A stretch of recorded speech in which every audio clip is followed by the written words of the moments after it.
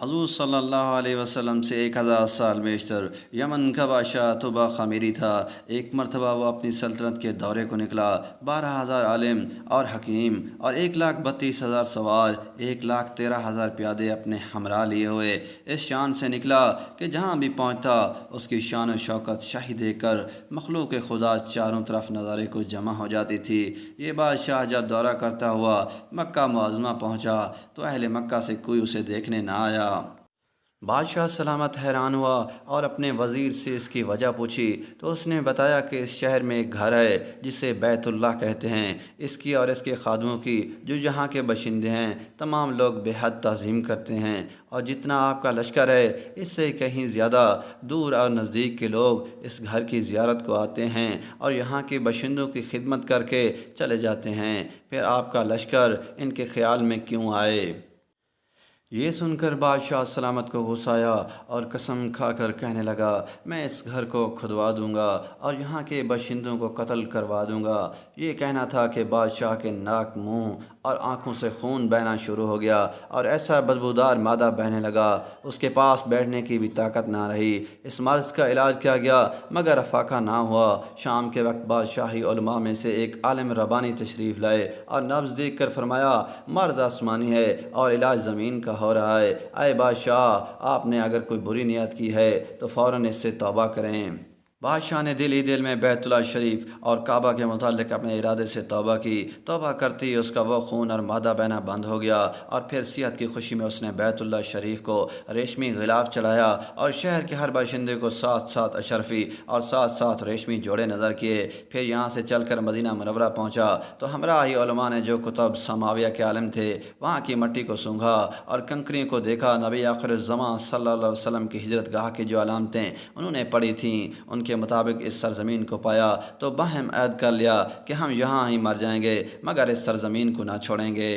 اگر ہماری قسمت نے یاوری کی تو کبھی نہ کبھی جب نبی آخر الزماں صلی اللہ علیہ وسلم تشریف لائیں گے ہمیں بھی زیارت کا شرف حاصل ہو جائے گا، ورنہ ہمارے قبروں پر تو ضرور کبھی نہ کبھی ان کی جوتیوں کی مقدس خاک اڑ کر پڑ جائے گی جو ہماری نجات کے لیے کافی ہے۔ یہ سن کر بادشاہ نے ان عالموں کے واسطے 400 مکان بنوائے اور اس بڑے عالم ربانی کے مکان کے پاس حضور کی خاطر ایک 2 منزلہ عمدہ مکان تعمیر کروایا اور وصیت کر دی، جب آپ صلی اللہ علیہ وسلم تشریف لائیں تو یہ مکان آپ کے آرام گاہ ہو، اور ان 400 علماء کی کافی مالی امداد بھی کی اور کہا کہ تم ہمیشہ یہیں رہو۔ اور پھر اس بڑے عالم ربانی کو ایک خط لکھ دیا اور کہا کہ میرا یہ خط نبی آخر الزماں صلی اللہ علیہ وسلم کی خدمت اقدس میں پیش کر دینا۔ اگر زندگی بھر تمہیں حضور کی زیارت کا موقع نہ ملے تو اپنی اولاد کو وصیت کر دینا کہ نسلاً بعد نسلاً میرا یہ خط محفوظ رکھیں حتیٰ کہ سرکار عبد اقرار صلی اللہ علیہ وسلم کی خدمت میں پیش کیا جائے۔ یہ کہہ کر بادشاہ وہاں سے چل دیا۔ وہ خط نبی کریم صلی اللہ علیہ وسلم کی خدمت اقدس میں 1000 سال بعد پیش ہوا۔ کیسے ہوا اور خط میں کیا لکھا تھا سنیے اور عظمت حضور پاک صلی اللہ علیہ وسلم کی شان دیکھیے۔ شفیع نبی جین سید المرسلین محمد رسول صلی اللہ علیہ وسلم، اما بعد، اے اللہ کے حبیب، میں آپ پر ایمان لاتا ہوں اور جو کتاب آپ پر نازل ہوئی اس پر بھی ایمان لاتا ہوں اور میں آپ کے دین پر ہوں۔ بس اگر مجھے آپ کی زیارت کا موقع مل گیا تو بہت اچھا و غنیمت، اگر میں آپ کی زیارت نہ کر سکا تو میری شفاعت فرمانا اور قیامت کے روز مجھے فراموش نہ کرنا۔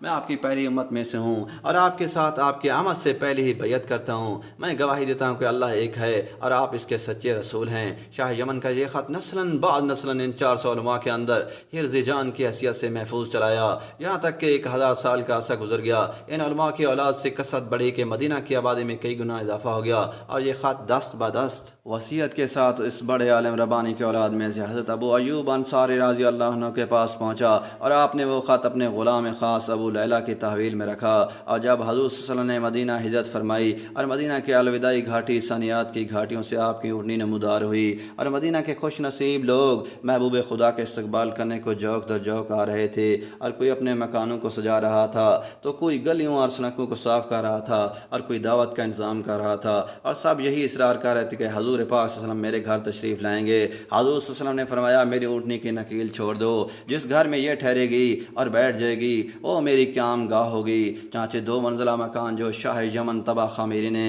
حضور صلی اللہ علیہ وسلم کی خاطر بنوایا تھا وہ اس وقت حضرت ابو ایوب انصاری رضی اللہ عنہ کی تعویل میں تھا۔ اس میں سے حضور صلی اللہ علیہ وسلم کی اونٹنی جا کر ٹھہر گئی۔ لوگوں نے ابو لیلہ کو بھیجا کہ جاؤ حضور صلی اللہ علیہ وسلم کو شاہ یمن طبع خمیری کا خط دے آؤ۔ جب ابو لیلہ نے حاضر ہوا تو حضور صلی اللہ علیہ وسلم نے دیکھتے ہی فرمایا تو ابو لیلہ ہے۔ یہ سن کر ابو لیلہ حیران ہو گیا۔ حضور صلی اللہ علیہ وسلم نے فرمایا محمد رسول اللہ ہوں، شاہ یمن کا جو خط تمہارے پاس ہے لاؤ، وہ مجھے دو۔ چانچے ابو لیلہ نے خط دیا۔ حضور صلی اللہ علیہ وسلم نے پڑھ کر فرمایا صالح بھائی توبہ کو آفرین و شاباش ہے۔ سبحان اللہ۔ دوستو اس طرح کی ویڈیوز کے لیے چینل کو سبسکرائب کریں۔